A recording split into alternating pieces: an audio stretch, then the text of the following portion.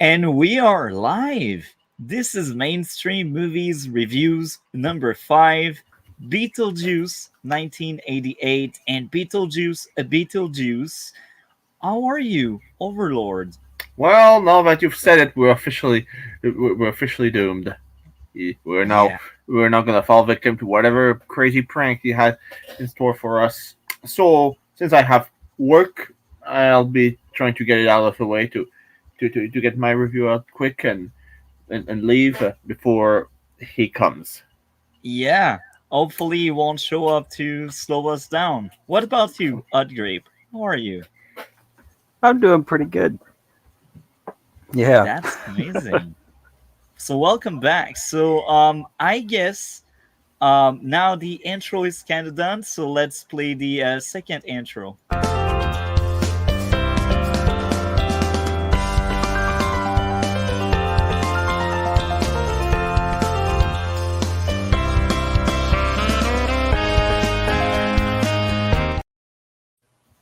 And we got a call. A call showed up. How are you, Go Cole? through the intro. Pretty good, suppose. Yeah. Oh, That's amazing. I'm glad you're back with us. That's great.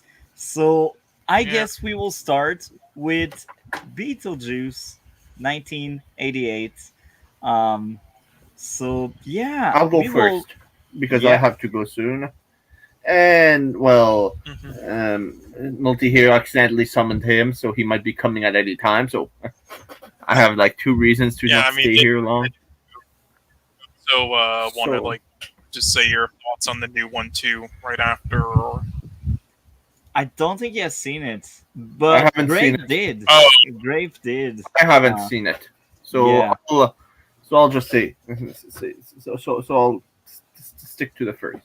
It's like so the first one, it's an old classic, Barrel of Fun, and when I heard the one that gave Tim Burton his main movie making identity at this spooky horror comedy type, huh? That he's been known for ever since. So he's so always so a Barrel of Fun, so always fun. So it was a fun movie I really enjoyed, and so still some once in a while get back to watching. Sometimes like sometimes should do it soon. Probably to prepare for watching the second. Yeah.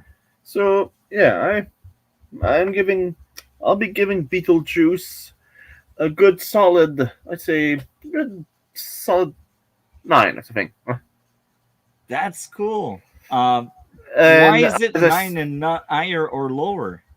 mm, well, okay, I haven't seen it in a while, so I'll check.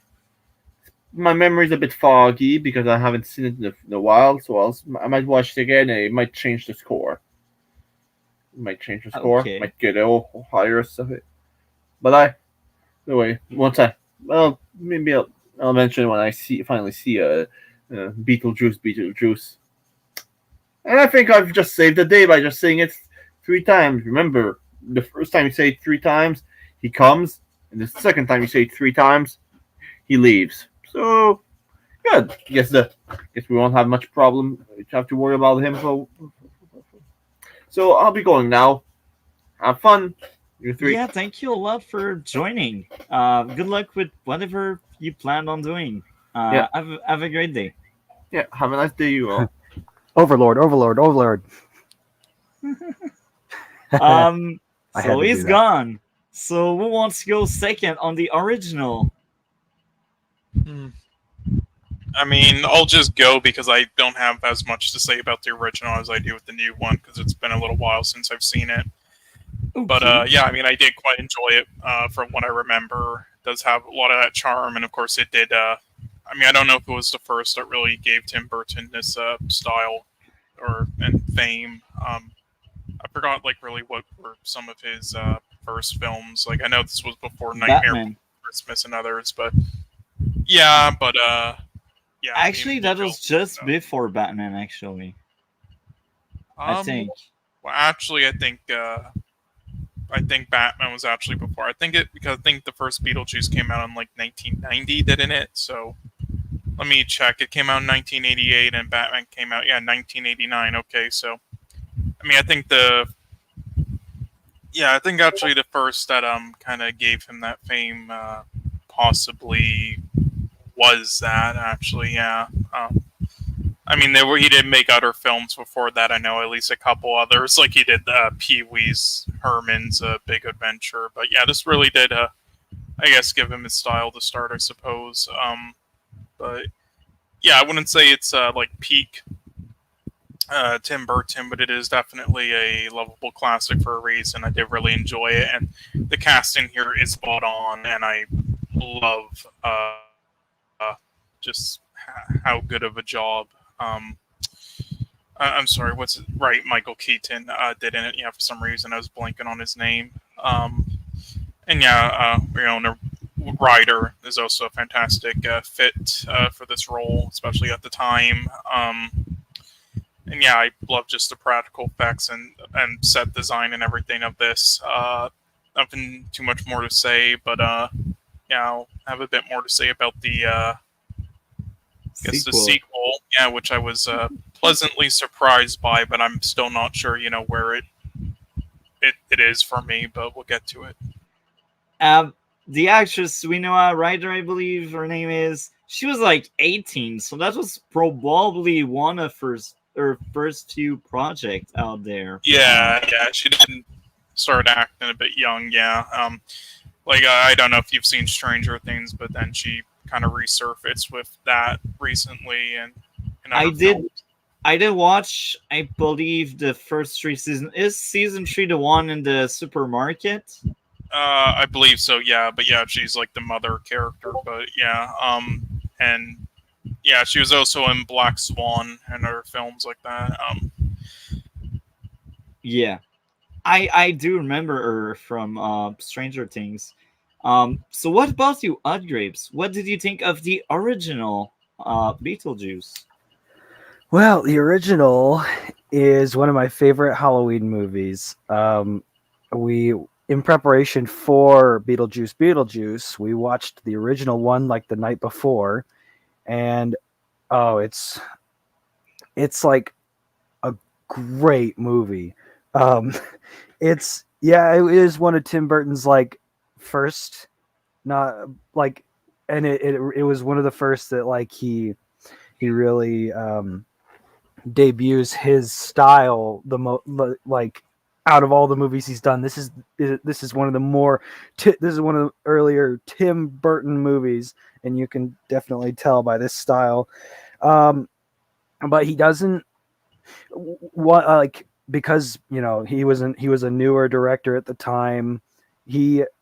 I feel like there was a perfect blend of like the writing was good, the directing was good, the actors are great, the set design, it's all so well done, and nothing is overdone. It's just the perfect amount of like horror and comedy, and neither of them really like overdo each other. It's just like a great blend, and it's great for like people who are like not really into horror and comedy mixing together. It's honestly really good for like people that don't really share that sense of humor. Like, it's for normies, I should say, who want to get into things that are like have a dark sense of humor, where it doesn't go too far one way or the other.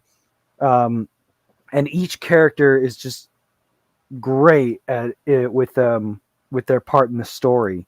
And it's a simple plot, a couple dies and they want to get a new family that's moved into their home out because they're annoying. This is all relevant to when we'll start talking about Beetlejuice, because I have some things to say about the new movie that I was rather disappointed in, comparing it to the original. Of course, with most sequels, they're never going to be as good as the original, especially if you watch them back to back. But I was especially disappointed. But a lot of things with the new one are what I enjoy about the old one. You know, the set design, the practical effects are really good. The actors do a good job, um, and for the most part, like each character has a part to play. And this is all still talking about the first one. Yeah. So yeah, I think similar to Overlord, I would give it a 9 out of 10. I think the reason I wouldn't give it a perfect score is that upon my self criticism of, you know, when I kind of like thought about Beetlejuice after just seeing it, I was thinking of all the criticisms in my head, and then I was also comparing it to the original, and I'm like, you know, the original isn't perfect. You know, it with the concepts that they come up with regarding the afterlife and how it works and how Beetlejuice works, and certain concepts like death for the dead, you know, the exorcisms and stuff. If you guys remember that scene, um, there's just a few things that I'm like, okay, it's not necessarily a plot hole. It's just like, okay, that leaves me some questions that don't really get answered. But I think that overall, it's, as much as I love to just go into detail about the criticisms for both movies, they're both movies maintain a sense of it's not really meant to be taken seriously. It is a horror comedy. Um, but that being said, it does, when your writing follows certain rules, it has to keep those rules the entire time. And so when they kind of stray from it, you of course you ask questions, even if it's not meant to be taken seriously. And so it's a 9 for me for sure. I easy rewatchability each time. I will watch it every single year. The new one, well, we'll get into that in a minute. Yeah, that's interesting. You brought up the normies and such. I'm a normie when it comes to horror because it's not really my cup of tea. Like, there's a few horror movie I do like a lot. Like, um, Get Out is one of the best horror movie that I enjoyed the most, and I was surprised when it came to Beetlejuice because I will be blunt and honest. Sometimes I do struggle with classics. Sometimes I'm not the biggest fan of what cinema was like 40 to 50 years ago, and I know why it's good. I'm not saying that past cinema is bad. I'm just saying that I don't connect as well as more present movies made after 2000 ish. Um, that was before I was born, so maybe that's the reason. But Beetlejuice was a pleasant surprise for me as well. Now I will get into the notes I've taken. I did see the movie like 2 months ago to be ready for this. Um, to start all of that, it stars Batman 1989 and the guy who shot someone on set in more recent days. Cool. Um, I think it's Alec Baldwin or something. Yes, Uh, Alec Baldwin. I did laugh when I've seen him in the credit. I was like, oh, that's the guy that shot someone. Cool. um, but just something there, you know. Now I gotta say the music was good. I had no issue with this movie whatsoever. The couple was endearing and entertaining. The couple dying in the crash was sad. The lore was great. The humor again was solid. Um, the deceased couple was very entertaining. The new couple that arrived somewhat divided. Um, the ints are the girl maybe seeing the ghosts. The ghosts actually drawing the door and then opening it was hilarious. So even the opening doors after drawing is kind of back with the next one. So it's cool. More great lore.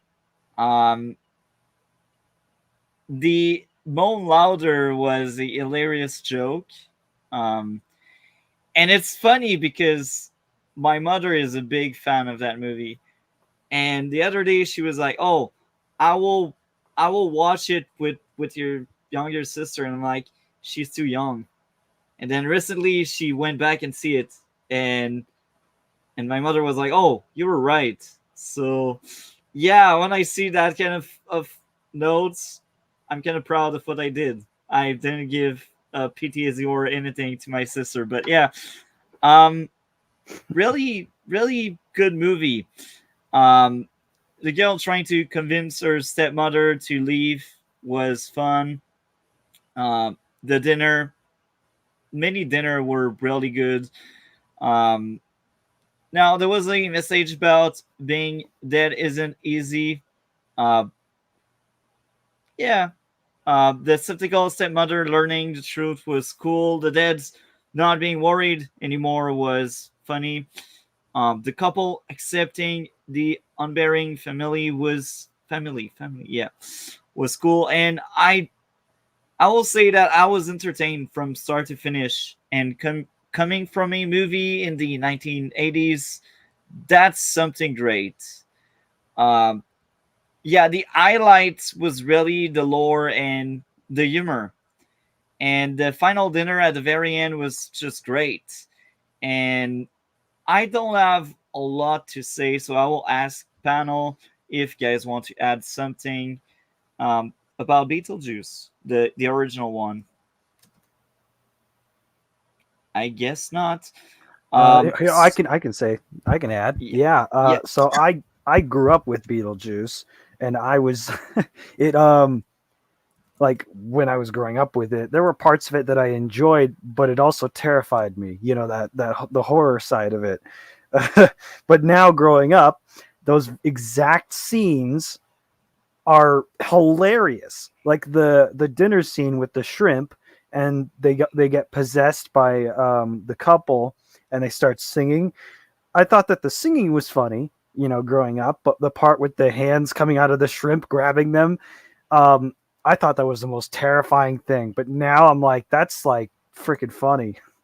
Um, and then like the faces that they make when they stretch out their heads and stuff, like that was scary growing up. But like now I'm like, that's just Tim Burton for you. It's just really weird, wacky, funny, creepy, you know. And Michael Keaton as Beetlejuice, it's like it's crazy that he went from that to Batman when he probably could have been a good Joker. Like Beetlejuice is such a Joker looking character. Um, and the jokes were just so funny. Every single time he was on screen, I was laughing so hard. That my favorite part is when he first introduces himself, and he's like, and the couple's like, "Well, what are your qualifications?" And he's like, "Oh, well, I attended Juilliard. I travel extensively. I have seen The Exorcist 167 times, and it keeps getting funnier every single time I see it." I was like, that is freaking funny. I would bust a gut laughing every time he does that. Every time I see that movie, it's so good. And everything's just so well done, even for an 80s movie. And I get that like a lot of movies from the 80s, it was a different culture. So like people would often behave and react differently to certain situations. But I think that Tim Burton is one of the most culturally like relevant people of today. That like that movie that came out, you know, like decades ago is so understandable today, and a lot more people appreciate it because that Tim Burton's style has kind of resonated with our culture today. Like that blend of lighthearted, putting a lighthearted take on dark subjects like death. yeah. Um, Now, um, I guess, except if you'd like to add a bit more, I will give my score and share Cole's score because as of right now, he's occupied Yeah, doing sorry, I something just else. Oh, returned, but he's back. yeah, 8 out of 10, but yeah. And I will sound crazy. I gave this movie a 10. I have no issue whatsoever. Solid movie. One of my favorite movie of that era. So yeah, after watching it, I was very hyped about Beetlejuice. And now this is the segue. Just to repeat a bit, HotGrapes was a 9, I believe, right? you gave a 9. Yeah, I gave a 9. I could be persuaded to go for 10, but I'm just going to stick with 9. Uh, I have fun with it. Whatever criticisms I have for the movie are so small that it really doesn't matter. Yeah, yeah, I feel you, man. So, this closes off the original, and now let's get into Beetlejuice. And I will admit, guys are not alone. I think it was somewhat of a letdown. I will let HotGrapes start this time around. What did you think of Beetlejuice? Uh, it just came out, so I'm gonna talk about it as much as I can without spoiling anything. No, you But let can't me. spoil it. Now All right, people are advised and aware. We spoil the crap out of it. fair enough. Spoil it Yeah. as much as you want. You have been warned. Well, let's start with the very, very, very beginning of the movie and compare it to the first one. We're going down this route. First one, it starts off with what's that? But it's the banana song. I forget the name for it, but it's the song that plays a few times in the movie, and it's so good. But it plays slow and kind of ominous, and so it's like, okay, you already set the tone for the movie just with the music itself, while like the credits are rolling and the logos and stuff before the music and the camera even shows anything. The new movie, from what I remember, attempted something like that, but it was a song. I don't even know what song it was. I don't remember it playing again ever in the movie. It was very brief, very like, okay, like just like, okay, kind of underwhelming, I should say, underwhelming. But that was like right before the film even starts. Then the film starts, and the original movie, it shows like it's a pretty creative shot where it's like flying over the town, but then at the very end you see a giant spider show up, and it's like, oh, okay, it's a model. It's okay, the guy has a model of the town. Cool. In the new movie, it's not a model. It's just a flying overhead shot of the town, and then it just kind of gets lazy and just starts showing, the streets and stuff, and you can clearly see cars and stuff. And I'm like, oh, okay. There were a few moments in that very beginning shot where I'm like, oh, maybe it is a model, but no, it isn't. It was like, what? Can't really tell. That's just kind of a weird way to start the movie and a weird way to start this review. But honestly, it kind of sets the tone for the movie for me, and it just didn't really change after that. Beetlejuice. Let's see. It To put a long story short, I was really expecting this movie to be good. I was hearing from the few people that had seen it before me, who are usually very critical of movies. They said, it's not great, but it's a good movie. I'm like, okay. So that's fine with me. I'll go see it. That's, in today's landscape with sequels and stuff, good enough is good enough for me. So I went to see it, and I was disappointed. It was, again, comparing it to the first one I mentioned before. It's such a simple plot. A couple dies, and a new family moves into their house, and so they want to try and get this family out because they're annoying, and that's their house. So, but the new one, it's so convoluted, and you will hear that from a lot of reviewers. And so, for lack of better term, it's convoluted, it's complicated, overly complicated. Every single character in this movie, and there are a lot more than the first one, every single character has a plot, has their own plot. And it's just too complicated for, this kind of movie. First, we're introduced to Lydia, played by Winona Ryder again.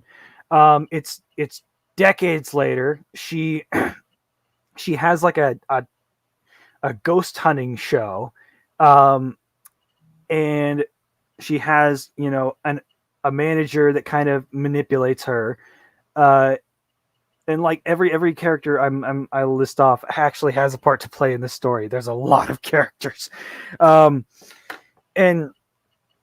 it's so we're introduced to her. She has like PTSD with Beetlejuice. She starts seeing him every now and then, and those shots of him are actually pretty creative, where like it reminds the audience, okay, he's goofy, but he's also, this is what he actually is. He's actually a scary, you know, trickster monster ghost that just shows up and he's scary. That's his thing. So I'm like, okay, not bad. The biggest thing before I continue on with the story is I didn't laugh once. That's the biggest, the reason why I say this movie is a disappointment. I didn't laugh once. Can I add to this? Oh yes. I thought I was crazy, but looks like I'm not. Now, it's not as bad as it was for you for me, but early in the movie, I was like, oh no, am I going into a movie where it will be like unfrosted and I will desire to stop watching? It wasn't that bad, but the start was really rough when it came to Yimmer. So I get your feeling at 100%. Cole, I see your mic has been opened. So Yeah, sorry. do you want to add on that before we pass back the mic? Oh, you mean like say my thoughts or? More the humor. The humor. We were more like pining over the humor, if we can call it that way, or like. Yeah, you didn't like the humor. I mean, there's some things that definitely didn't work with the humor, but there were definitely things that did work for me with it. It was, you know, on and off, but that's kind of like what I thought about the original Beetlejuice too, and at least like it does it in this way where it isn't like annoying or like it isn't like obnoxious with like how they do it. Honestly, that's my thoughts on it. Well, perfect, and we will pass back the microphone to HotGrapes. Yeah, I like, it's not like it was the fact that I didn't laugh at all was mostly my personal, like, my sense of humor just doesn't fit the new movie. But with the old Beetlejuice, I was laughing all over the place. Of course, like the Dietzes, Winona Ryder's family, they weren't like super funny, but they still had moments, like among the many jokes that they had, that I was laughing. I'm like, yeah, these guys are goofy, weird. I can see they're annoying. I can see why these ghosts would want to kick them out. But with the new one, I recognize the jokes, and I could see why, you know, fans of the original Beetlejuice would find a lot of them funny, especially the scenes with Beetlejuice. But even the scenes with Beetlejuice, I was like, why am I not laughing? This is just the delivery for Beetlejuice. Michael Keaton as Beetlejuice is great, as always. But for some reason, the writing on this one, like his scenes are just like watching him, and you like, this movie relies a lot on nostalgia, which is a common issue with a lot of sequels. It felt very Ghostbusters Afterlife to me, where the tone in the movie overall is a little bit darker, and it's kind of doing a mock respect. Ghostbusters Afterlife had a very respectful, dark, slower tone to it in respect to the original Ghostbusters. But this movie, it kind of does this thing where in its tone, where it's trying to be like kind of respectful of the original while also, you know, just making jokes of everything. But that's just the style of it. It's not like making fun of it. It's more just like continuing the story.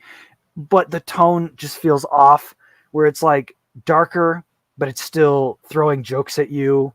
Like, that's just not my sense of humor, really. I will laugh at dark humor, but not this kind of dark humor, where a lot of the jokes are just like, "Hey, look, gore! Isn't that funny? Ah, I feel threw you. up! Isn't that super funny?" Like, I don't know. That it's Tim Burton. You could it's still very Tim Burton, but it's just humor that I didn't really get. And Beetlejuice, be his lines of like again, I'll reference his line in the first movie where he's like, I watched The Exorcist 167 times and I laugh every time. I'm like, that's just funny. But he doesn't have any lines in this one that are that funny. He doesn't ramble on about that kind of stuff. He's just there. He is one character in a movie with too many other characters who are not nearly as funny as he is or entertaining. And again, there are so many plots. So there's so much to follow. There's some slightly darker tone. And so there are scenes that aren't supposed to be funny, actually. There are scenes and there are reveals that are like, ooh, this is actually pretty crazy and pretty dark. And then there are jokes I just don't find funny. And then there's entire characters that I feel are just wasted.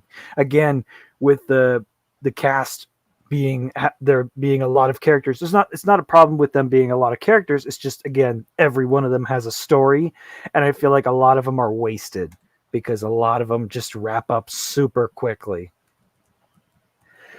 I feel you. I can see where you're coming from. Do you want to add more on that? Since we are spoiling anyway, I'll go into a Yeah. little bit more detail. When I saw the trailer for Beetlejuice, I introduced Beetlejuice's ex-wife. I don't remember if they said in the trailer that is his ex-wife, the lady with the staples going through her face and her body. But that is his ex. Like, he references her in the first movie when he's like about to marry Lydia. He pulls out a ring that's attached to a dismembered finger, and he like pulls the finger out of the ring, and it's like a joke, but he's like, I'm telling you, sweetie, she meant nothing to me, nothing. And he just tosses the finger away and like tries to put the finger on, or the ring, excuse me, on Lydia. That's funny. This is the ex-wife in the movie, and I thought from the trailer, wow, this is going to be an interesting character. She seems like a genuine threat, and her introduction feels like a Marvel villain introduction, where it's like terrifying, but at the same time, also, recommendation: don't watch this movie in IMAX. IMAX is meant for like big epic blockbuster movies, not Beetlejuice, because the sound mixing and the editing, the audio editing was terrible. Because during scenes like the introduction of the ex-wife, there's music playing to like a dark humor take on a really scary villain introduction. But the music was so loud. And then there's other scenes where the music is part of the joke, but the music is so loud I can't listen to anything else that's going on. But again, with the ex-wife, I was really hoping she'd be a serious threat and an actual main part of the plot. She's actually one of the most skippable parts of the plot. She just shows up. She they talk about her in a few scenes, and then she disappears, shows back up for the climax in the movie, and then they solve the problem the same exact way they solved the problem in the first movie with the sandworm. I'm like, okay, so she wasn't really a threat after all. That's true. That's kind of funny. Yeah, like it's funny. Yeah, I think that's the point with this movie, is like, it's supposed to be a joke. A lot of things are just supposed to be jokes, but at the same time, the way that things are shown and introduced, and I don't know if it's Tim Burton style or if it's just like how it's supposed to be. I couldn't tell whether to laugh or to be like, is this like an actual threat? And again, the Beetlejuice introduces additional concepts to the lore that the first movie didn't have. but I feel like that it generated more questions than answers for me, especially when they would reference characters from the first movie that don't show up in this one. They're like, oh, this and this happened. The couple who died in the first movie, they're not in this one, and they're like, what? And the audience, you as the audience, you're like, why? And they kind of answer it where she's like, we found a loophole and they're in a better place. Well, don't say you found a loophole. You could say like, well, part of the plot with the first one is that the couple didn't read through the book of the recently deceased all the way through, and so maybe there is a whole thing of like, after you've lived here for a certain amount of years, you can pass on into the great beyond, is what they say in the movie, because there is a whole plot point where like there is a train in this land of the dead that takes souls to it's the soul train, and there's a whole joke about that, and I actually found that kind of funny. But that just opens up a whole can of worms, no pun intended, for this universe. Like, okay, we already established that when people die, they are stuck haunting a certain area. If you die in your home, you haunt your home, or whatever. But they never established that any of those souls pass on to a next life, an afterlife, a heaven or hell. They only say, is there even a heaven or hell? But in the new one, it's confirmed there is, because we see it. So It's like, okay, so then what was the point? This is Tim Burton. Tim Burton made both movies. So each change, like each addition to the lore kind of breaks the original, and you're like, okay. And I might be overthinking it, because again, it's supposed to be a comedy, yada yada, you're not supposed to take it seriously, but I just couldn't stop thinking about this kind of stuff while I was watching the movie, and it was actually like taking me out of it a little bit.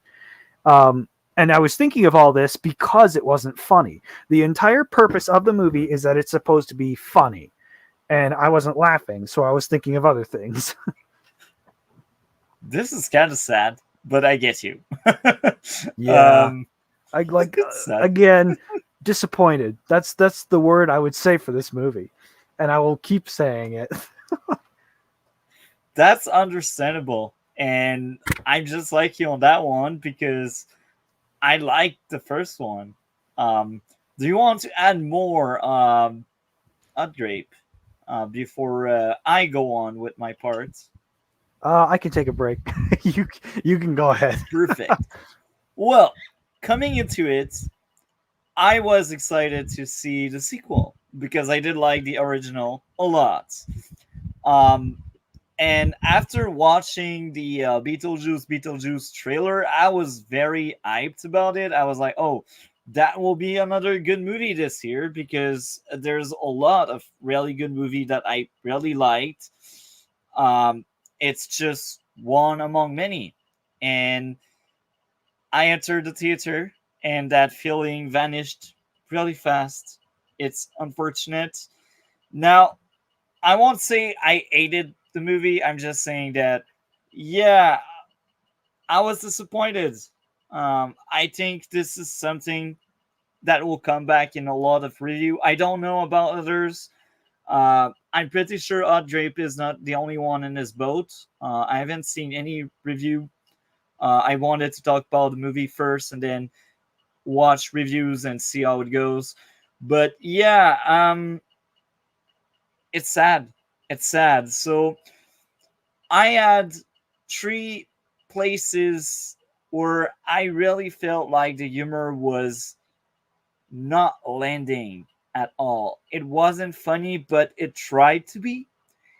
And most of these three times were early in the movie. So it left that kind of really bad taste in my mouth. I was like, starting like that. And it's a bit sad because I can't remember the exact specific moments. Because again, that was something I've seen in theater, like most of you all. And I take some notes after the theater. I don't take notes inside of it. So memories plays tricks and such. So yeah, three times really early in the movie, I was like, Yeah, not funny. Not funny. Not funny. There's a meme now about me saying not funny like too many times. But here, I feel like it's accurate, and I don't think I'm that crazy about it because both of you kind of mentioned the same thing. So, this is actually my only issue. The humor really early in the movie, three times. Um, Later on, I do think the humor kind of fixed itself, or I got used to it. One of these two. I don't know which one.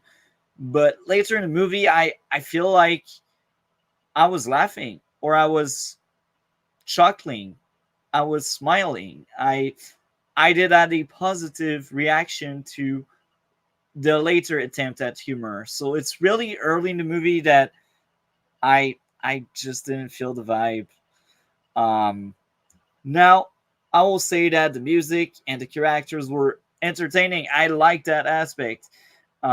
William Defoe was fun to watch.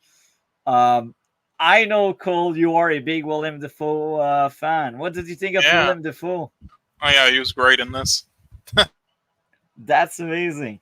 So, yeah, I didn't have the same issue with the movie being crowded. I feel like everything kind of worked well together.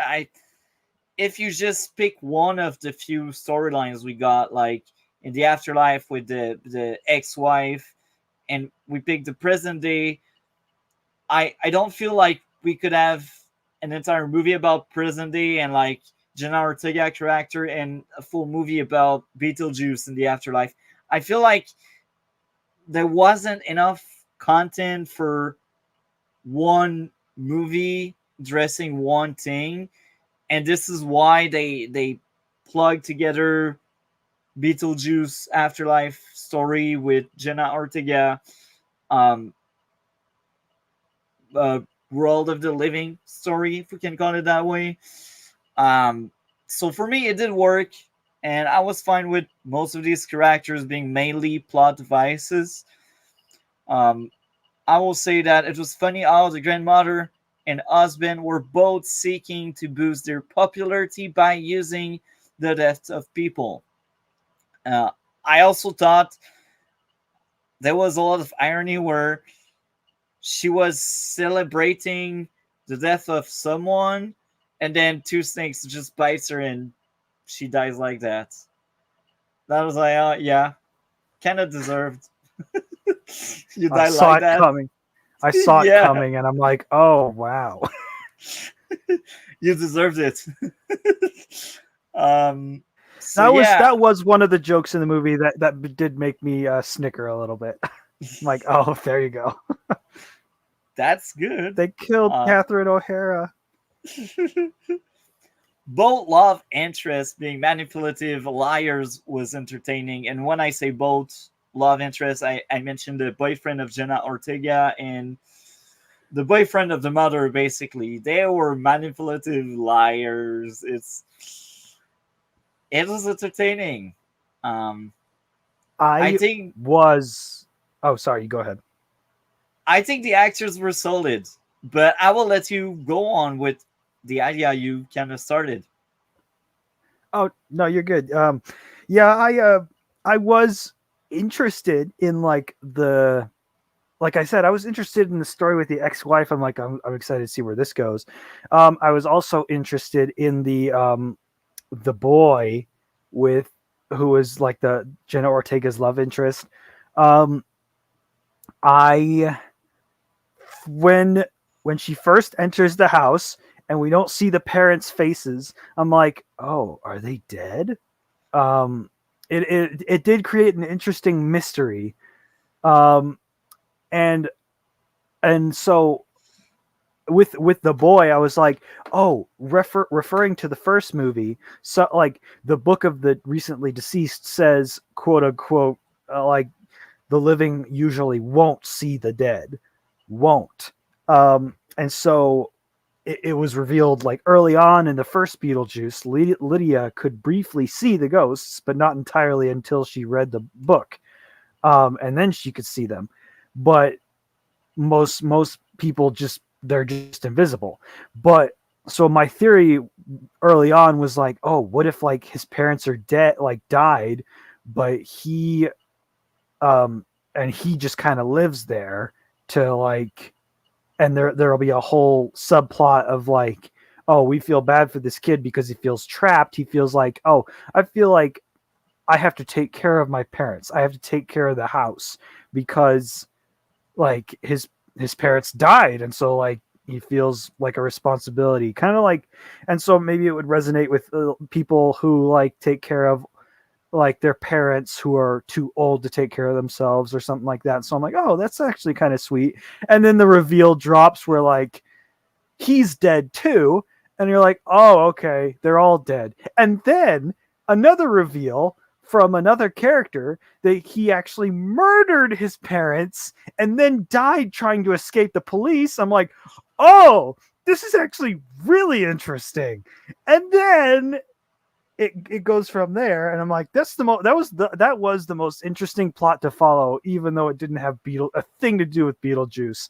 And then, like I was saying, most of the plots in this movie are resolve themselves pretty quickly when he makes the girl, her name is Astrid, I think, Jenna Ortega, her character Astrid, when he makes her read that incantation and basically tricks her into trading like lives with him. I thought, okay, they're gonna have to capture like Beetlejuice or somebody's gonna have to catch him and force him to read the incantation to like switch it back. But nah, it's not necessary. He just sends him to hell. I'm like, oh, okay. That was another scene that was like, while it kind of made me snicker, I was like, oh, okay, it just kind of resolved itself pretty quickly. I guess Astrid can go back to the land of the living like nothing happened.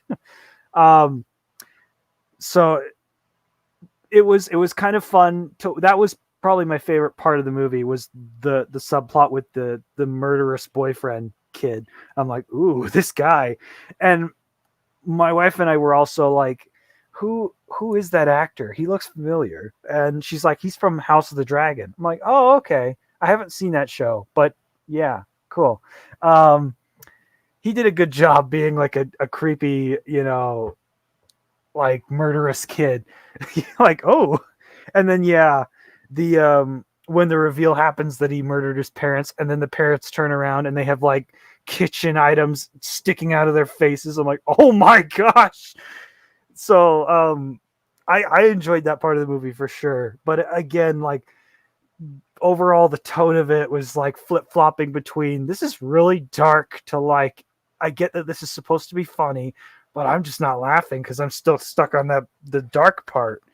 Like the first Beetlejuice had that, but I feel like it blended it pretty well, where you're like, this is terrifying, but I'm laughing really hard. This one, it's just like, it's a little more scary, but it still expects you to laugh. Yeah, I think it kind of worked for me, but again, like some of the humor really early in the movie is an issue for me. But do you want to add more before I keep going with my review? I can add a little bit more. Oh yeah, and then I'll let you get back to it. Perfect. Back on the topic of the humor, it's humor is subjective. Comedy isn't, but humor is.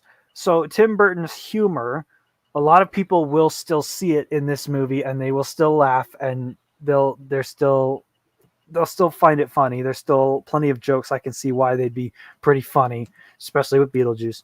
I personally wasn't laughing. For the scenes with the people, especially Lydia's boyfriend / manager, I did not find him funny at all. I found him very annoying throughout the movie, and I just felt like it was Saturday Night Live humor, where I'm like, ugh. It just felt like a Saturday Night Live Beetlejuice skit stretched into 2 hours, where some of the jokes landed, but most of it didn't. But you go ahead. To add more to what you mentioned, I didn't add that much of an issue with the boyfriend or the husband of the mother, whatever, like Winona Ryder boyfriend and quote. But I can see who can have issues. I can see issues there, but I didn't find that annoying or anything. I was just like, okay, he is there. He is that guy that wants to be comic relief, but he's not that funny. And I think that was intended. That's why um, I didn't find an issue with that.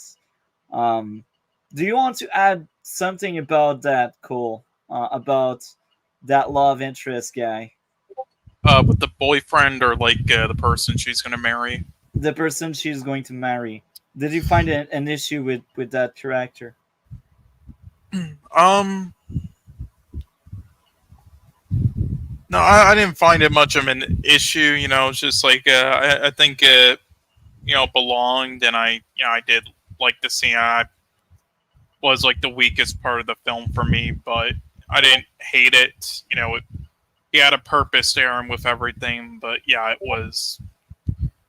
Yeah, I didn't mind. It was definitely a lot of like plot devices with him. Sure, like I would say I don't know with like the other characters I would say as much like plot devices, but that one for sure. But still, with how they executed the scenes with him and with all the humor, I didn't mind it, and with what they were kind of doing. Yeah. Do you want to add more on that before I keep going with my part? No, all good.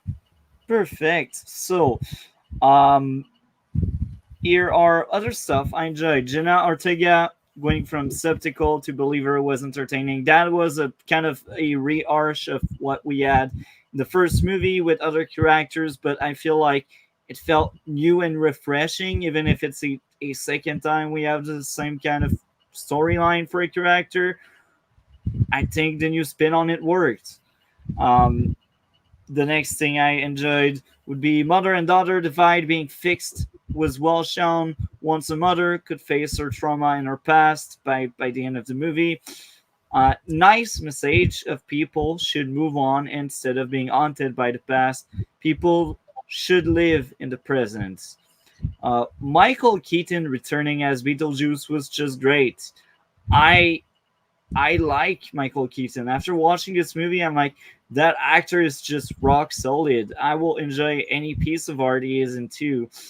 Um, yeah, I I thought that was really good. The next thing I should say is, despite a few places where the humor didn't work, most of said humor did land for me. Um, now, um, I think the original Beetlejuice was better, but this sequel entertained me more. It's my favorite one, review aside. Now, I won't give my score yet. I will let Cole go on with his review for Beetlejuice Beetlejuice. What did you think of the movie? Yeah. Also, goddamn. I don't know if you're seeing this shit in the server, by the way, off topic, but goddamn. Apparently they're getting into some stuff with someone. Okay, wow. Anyway, yeah, Beetlejuice. Okay, so I'm honestly surprised. I'm gonna be the most positive on this. Like, I'm not even the biggest fan of this. I enjoyed it, but I don't think it's amazing. I'm still deciding between like a 5 out of 10 to a 7 out of 10 for it. Honestly, like, 'cause I'm going back and forth from like things where I'm like, it makes sense with what they're going for, but still, I don't know if the execution of it was properly done well or still like intentional at points. But still, I was pleasantly surprised by this. I thought it was going to be a disaster, especially with Tim Burton's track record in the last 15 years and losing his groove. I thought I was going to hate it, but I kind of enjoyed it. Honestly, I had a good time. It was good vibes. I do have to start by saying I don't think the humor is trying to be super funny or tried desperately to be, in my opinion. It tried to be more something that's just kind of like the style of the world and its silliness, and then you can decide whether it's funny or not, or just something you kind of find charming and smile at points, maybe. And I got it, and I enjoyed it, even without really laughing at all, and it wasn't done obnoxiously. It kind of is like the good version of what Rob Zombie tried doing with the monsters, which failed miserably. The only time I kind of laughed out loud was when he said the juice is loose.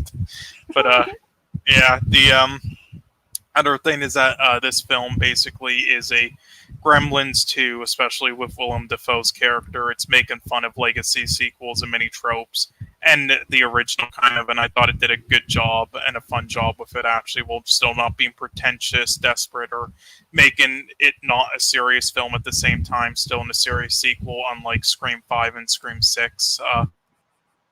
I like how it expanded on universe while still not going too out there at the same time and keeping it enclosed enough and with references they had from the original. It only didn't work with one thing, in my opinion, and it kept the same exact charm and style of the original with enough new things, but again, not going too out there at the same time with it either, or too outdated either, sort of like Zombieland 2 and the Monsters did as well. The new characters and actors kind of belonged in the universe very well.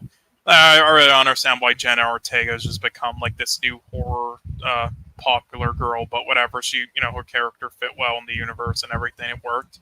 I like how it was shot. It did a great job of having its old style and new style at the same time, and but combined it well, and not doing it poorly done or cheap like Late Night with the Devil did. I was disappointed though by how many close-up shots there were in it. I wish there were a little less of those. I liked the production design and practical effects and how refreshing it all was as well. I really don't think there was like much like nostalgia bait or like references like that. At least like in a desperate way. Honestly, I didn't get that from it at all. I actually got it in like a was doing it like there were definitely, but not in like that sort of way this time around for like this, which is where for me I usually call that out, but I actually didn't like get that from that. And I kind of thought it was refreshing how it was done there and doing its own thing again. And as for the multiple stories and characters, so yeah, are a lot, and it does wrap up quickly. And I do wish they did a better job with it in this, and that's like my biggest issue. To be fair, though, this is something that like Joker brought up, along with other things, which is why I wish he would show up here, because I actually thought it was kind of interesting the things he said, but I don't know if he will. But what he said also was the first kind of was like that too, with wrapping everything up quickly with a lot of setups. So I can understand that, like it is kind of like the original too, but I still wish they did change it in this. Like they still didn't need to, especially if they were introducing so many things at once, unlike the first. And they definitely did. They definitely could have done much more with the boyfriend character and the ex-wife, or at least explain things a bit better with maybe like at least like around 10 minutes more runtime, even just to like explain how certain things happen instead of just going by so quickly with like resolving that and everything. The style isn't too Tim Burton-y where it's annoying like some of his other recent films, but it's enough where it's refreshing again and it's good, in my opinion. All of the things about characters not being there for loophole reasons and other stuff fit in with how it's sort of, doing a Gremlins 2 thing for me as well.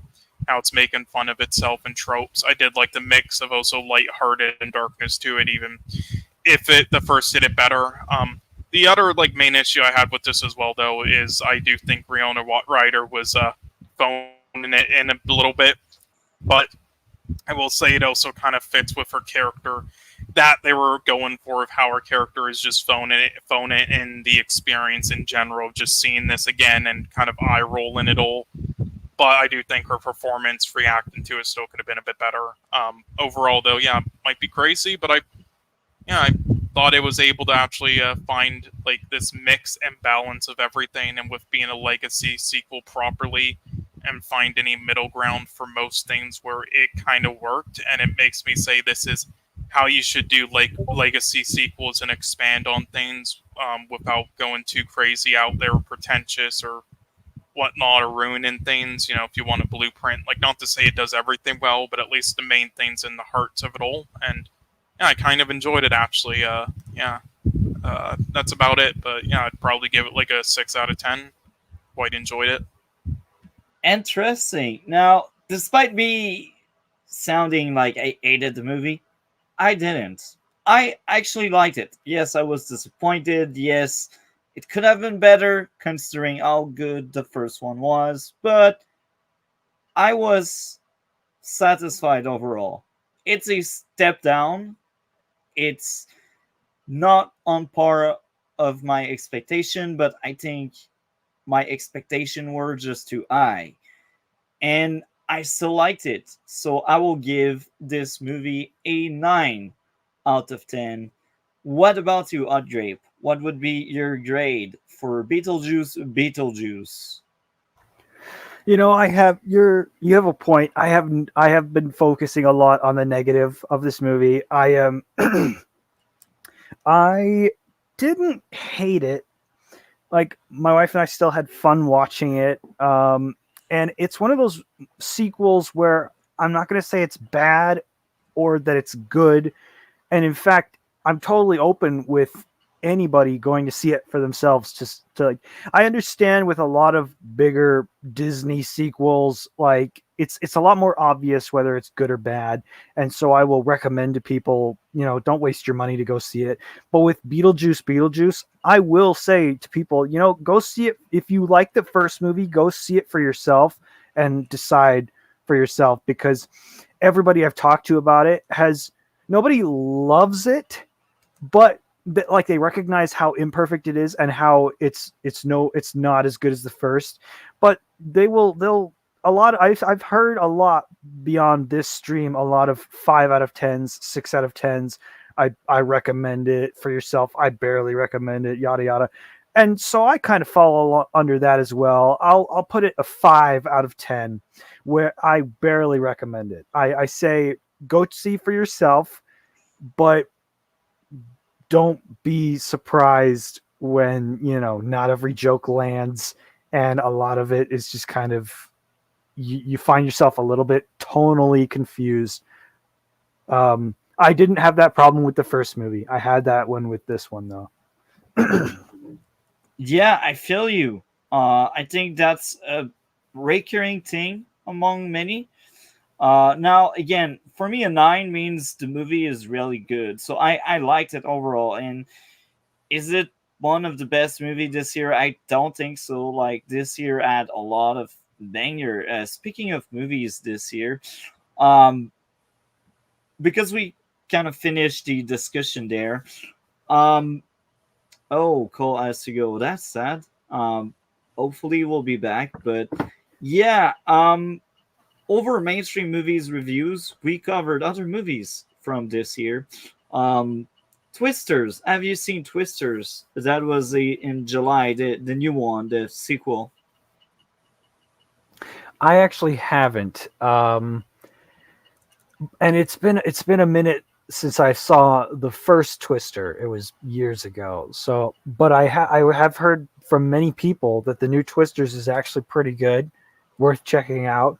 And so that makes me want to watch the old one and the new one. Unfortunately, like Cole, I do have to go as well. I have somewhere to be. But I'm glad I was able to be around for Beetlejuice and talk about all that. Um, and I Well, do it. Yeah, I do. I do want to watch Twisters eventually. But yes. thank you a lot for coming. What do you have going on your end of the internet? Well, I just came out with a new page for my comic. As you may or may not know, I have a fantasy comic that I post on social media every weekend, called Lights and Beauties, and then that's what I do pretty much. Other than that, I have I'm a plumber. That's my day job, um, and that takes up a lot of time. But other than that, I make comics. I post them, HotGrapes comics, all over social media. Check them out. So Amazing. Thank you very much. And hopefully you will be into other movies that come out this year or older movies we may cover over the Red Blue. Thank you a lot, and I wish you a great day.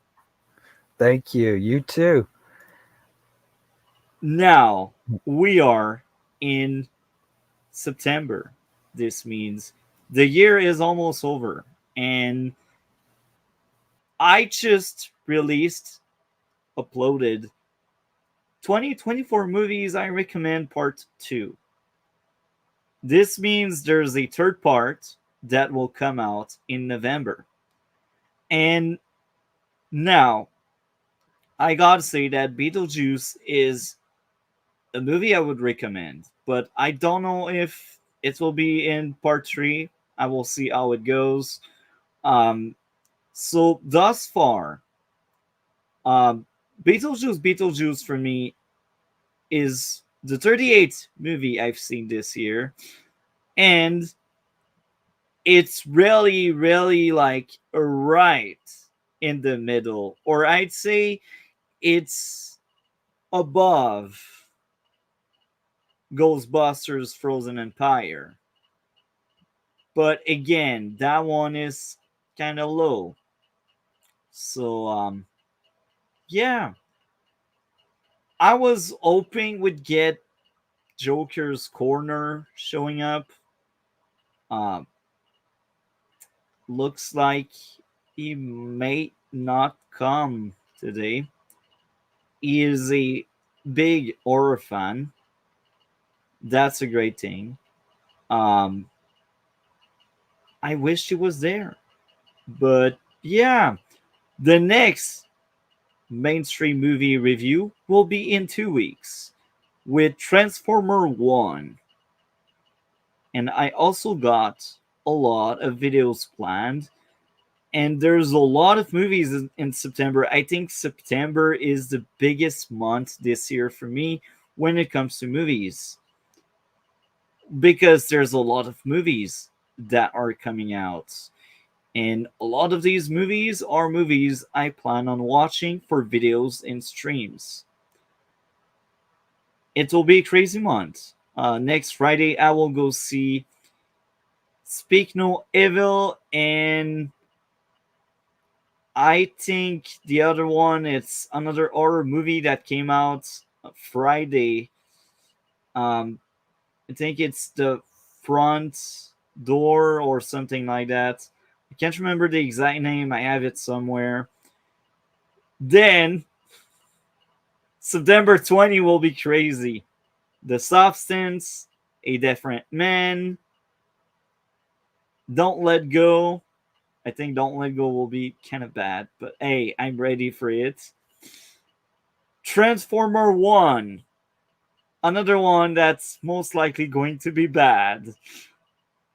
Maybe these two will surprise me. But speaking of Transformer 1, this will be the topic for mainstream movie reviews number 6 with Transformer 1 and 2 from Michael Bay. That was something. Next month, we got Joker, Foliader, and we got Venom. Venom the Last Dance. And after that, we got Gladiator. I'm looking forward to see that sequel. Um, so yeah, thank you for watching this long, and stay around because tomorrow, Monday, Window to Our Mind is back with season 2, episode 18. We are near the end of Window to Our Mind show. And after that, I plan on making some kind of epilogue to that podcast. And that epilogue will also serve as the intro for a future podcast I may start eventually. So yeah, we also got Red Blue Podcast number 119, season 6, episode 1, Tuesday. We will cover Falling Down, and we will cover True Romance. Anyway, that's it for now. Take care and see you on the next stream and video.